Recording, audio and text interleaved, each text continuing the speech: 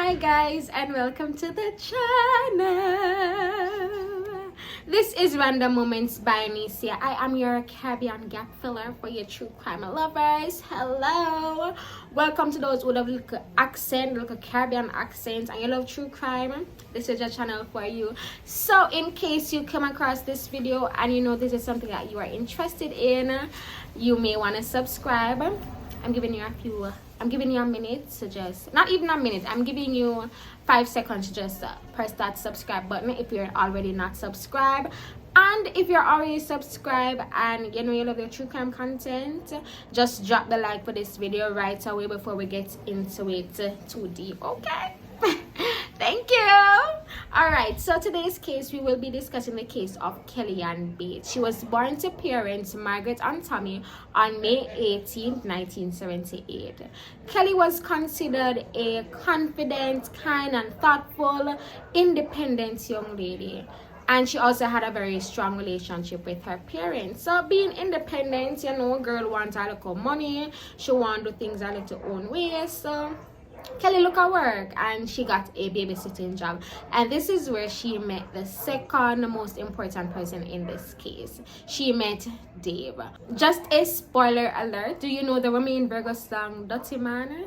You dirty man, you dirty man, leave the people pitney them alone.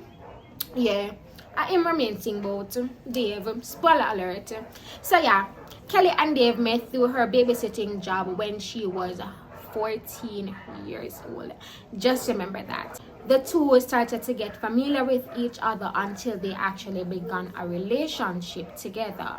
Until they started a relationship together. Now remember that Kelly was very close with her parents. She had a strong relationship with them. So of course, you know, she gonna tell them when she gets a little first little bear, first little boo, or first little honey, you know, because they had a strong bond. So of course that's what she did, and her parents took nothing of it because they're thinking, okay, she met a boy from school. It's normal. She was 14, and of course the hormones are starting to develop in her body. So they just took it as a innocent relationship that she had. Soon after starting this relationship, of course, Kelly fell in love.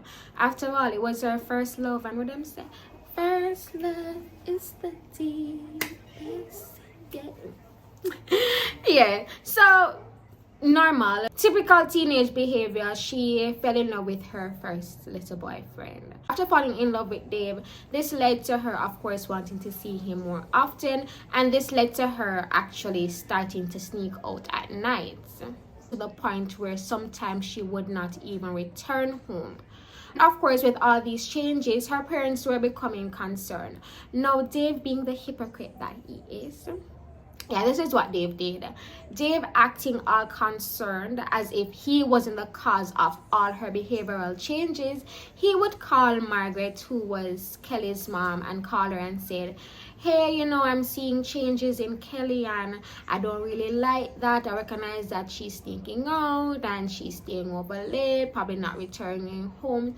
And he did this and basically gained the trust of her parents. He knew exactly what he was doing because he wanted to gain that trust. And it is that same trust that he later abused. So remember that Kelly had a very strong relationship with her parents. So of course, you know, the girl started falling in love. So eventually, it's natural that she would want to introduce her parents to her little love thing, a little boo, a little bae. And that's what she did. So when Kelly brought home Dave, obviously they were very shocked because they could clearly see that there was a significant age gap between the two.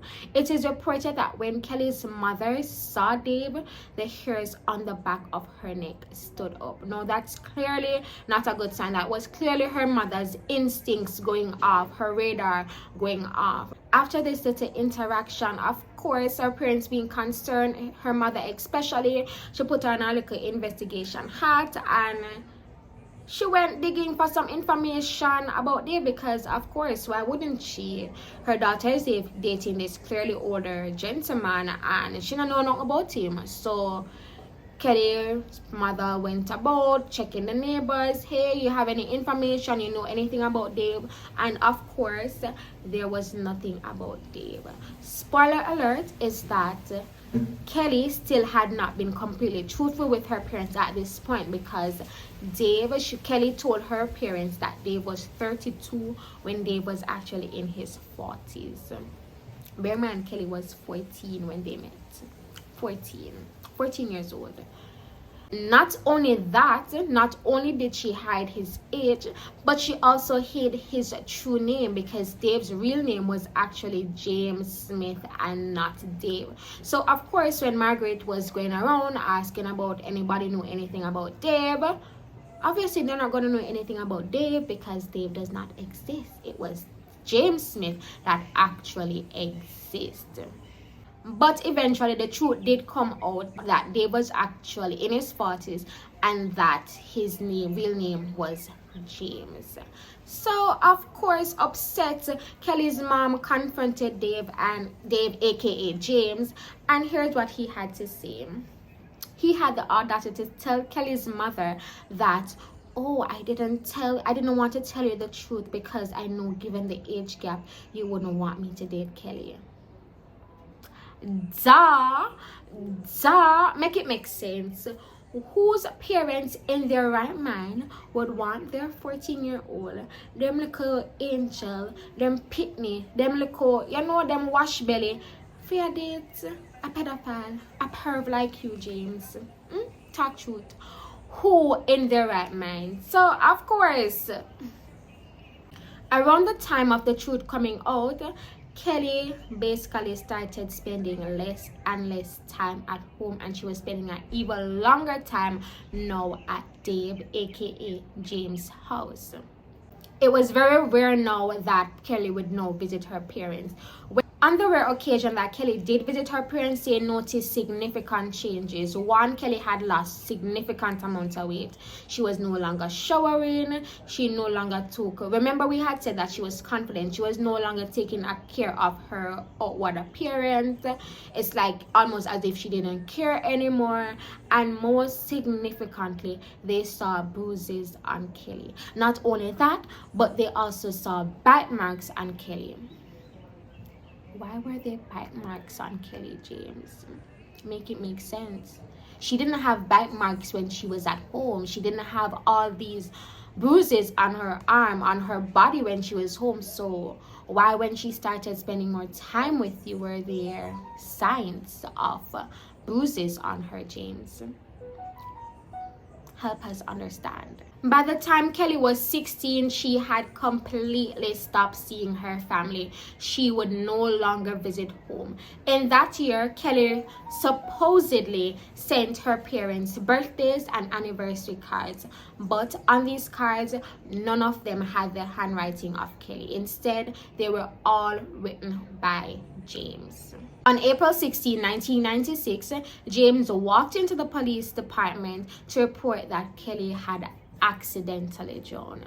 How dumb of James to really say that this was an accident, thinking that because he said it was an accident that the police wouldn't have visited the house, thinking that they wouldn't have investigated her death. So yeah, that's what Dave did. He went in the police station and he said, hey, look, Kelly accidentally drowned today, and thinking that that's gonna be it, case closed, right? Well, case definitely not closed, James. Case definitely still open, James. So yeah, the police went to his house and they saw so much evidence there. Firstly, the house was covered in blood, and when the post-mortem was done on Kelly's body, she was found with 150 wounds. She was found with her eyes gouged, so he basically blinded her. He had also decapitated her, whereby he basically smashed in her knees, making her totally dependent on him. The post-mortem also revealed that she had been beaten, she was burned, and she was stabbed. They also found evidence that she was tied up, that she was made unconscious by a shower head, and finally drowned. With so much evidence being left at the house and on Kelly's body, it was clear, it was obvious. The blind could see, I mean, Stevie Wonder could see that James clearly had something to do with this case. So it brings it back to him trying to go into the police station, thinking that they would really believe him that Kelly had really accidentally drowned. Like, come on, like, James, come on. You couldn't come with a better lie? Like, God believe you. Say God really and truly believe you. Are really that your pick? Are that your pick? Wow, that it's just crazy that he, of all the things he could really lie about, that's what he went with. So anyways, yeah, it was clear that James had something to do with this case, and he was charged. The jury only deliberated for 1 hour before finding James guilty as charged, and it is reported that this case was so gruesome that all the jurors had to undergo counting just because of all the evidence from this case, all the evidence and the pictures that they had uncovered from this case. Now this is really telling. The fact that they had to go through counting the case was pretty gruesome. On November 19, 1997, James was sentenced to a minimum of 20 years. Well, some sources say 25, but we are certain that it's a minimum of 20 years. How evil could James have been to do this to Kelly? Because I mean, she was this young, bright, she had so much potential, and he would have done this very gruesome act to her. Crazy enough, do you think that this was James' first violent relationship? Yeah, you got it right. No, it was not his first case. In fact, he had also been violent with his wife, whom he had been married to for 10 years. During his marriage, he actually had an affair with a 20-year-old girl who he had gotten pregnant, who he also had been violent with while she was pregnant. I mean, the state where the hormones are ranging in her body, a time when she doesn't have that much strength because of all the changes that are happening in her body. That's when James decided to become physical with her. Now tell me, that screams coward behavior to me. It screams coward, James. That's truly what you are, a big coward. And wait, there's more, because there was actually another relationship with a 15-year-old. Are we seeing a pattern here? So there was a 20-year-old, the age is decreasing to 15-year-old. So in this relationship with this 15-year-old, he also was physical with her, and he tried to drown her. Then after almost trying to drown the 15-year-old is when he got involved with 14-year-old Kelly. That's a significant pattern, James. Why couldn't you have found somebody in your own age range? Is it because you could not manipulate these women your age? You had to find them younger so that it was much easier for you to manipulate. You are truly the definition of a coward. Like, can somebody contact Oxford or Merriam Dictionary to insert James' picture for where they have the word coward? Because that's truly what you are, James. Anyways, that is it for this case, guys. Let me know what are your thoughts on this case. If you watched this far, drop in the comments what you think is a more befitting adjective for James. Do we go with the dirty man, or junker is more, you know, it's more suitable for him? Let me know. Thank you guys for watching. I'll see you next time.